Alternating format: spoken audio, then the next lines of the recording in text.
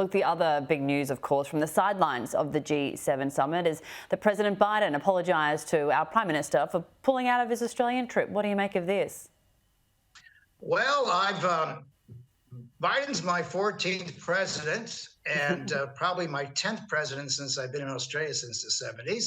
I think Australia could probably do without his visit. I mean, some of these visits become very just formalistic. I mean, if you got important things to do at home, the visits are planned way in advance. And I understand the president's helicopter is already in Australia. It's a bigger blow to smaller places like New Guinea, which were counting on having a president for the first time. That would have been a big deal there. But I don't think Australians are going to miss much on this one.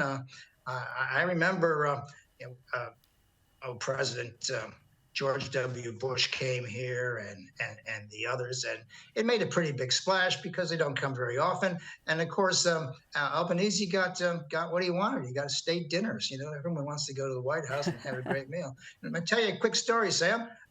When George W. Bush was in the air coming to Australia, some guy I knew in Japan, I used to play tennis with in Boston, called me up and wanted to know if I would be a stand-in for President Bush at the Canberra airport, because they always use stand-ins in case there's an assassination attempt. I looked a little bit like Bush. We had the same birthday and all the rest of it. And he remembered, he kept saying, "You look like President Bush." So anyway, he asked me at the last minute if I would stand in for President Bush. And I said, no, I don't think that's going to work out very well. So I wonder who the stand-in in this country was picked out to stand in for President Biden. That would be a pretty good guess, huh? You've given me a new story to work on this week, Joel. I'll have to find that out. Now, look, Meghan and Harry back making global headlines this week. Before I let you go, I need to talk to you about this near catastrophic New York City car chase. What do you think of it?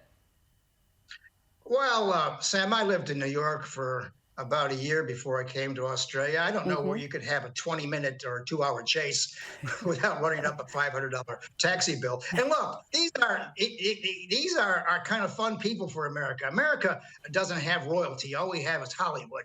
Yes. And so these guys, they become sort of the butt of jokes in America. I mean, where would nighttime television be without them? But you think these people who are so self-important and all the rest of it, they would have a country car or a hired car or a limo for the night? Why jump in a damn taxi if you're trying to dodge the paparazzi? Look, I'm sure they were scared to death, and I'm sure nothing came of it. I mean, nothing was going to come of it.